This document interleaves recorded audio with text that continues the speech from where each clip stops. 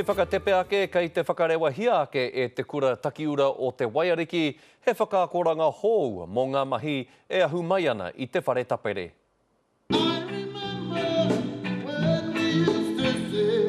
He waiata pūoro takitaki kaha, pēnei i tēnei e whakariterite hia nei, me e rātu momo ka whakakoria i raro i te kaupapa motuhake o te kura tākiura o Waiariki. We have 3 levels of scholarship in the Academy. So the Platinum members, we have 8 Platinum members this year. They have full academic scholarships, which covers their degrees, diplomas and trades, as well as we support them with individual tuition.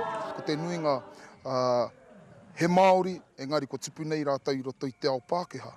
Nā reira, kei te whai rātau i te taha pūro, ko tāku hei whakakiki wā rātau kete i te taha Māori.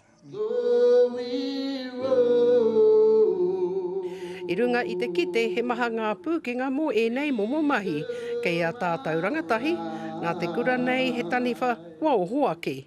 Ko te whāinga mo nā tauira nei, kia tū wā rātau waiata motuhake nei, whaimuri tērā, kia whai nā tapu ai pērā i 1814 mā, i a Ketcha Whaia mā, wēnā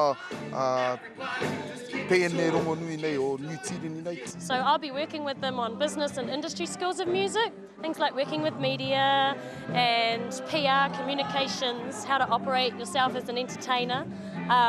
We offer music and audio-visual workshops so they can edit and record their own music and make their own music videos. Ka tika rā kei roto i nei mahi me te tini atu, ko te ao kei wahora e tatari mai ana. Ko Hinerangi Goodman, mō te karere.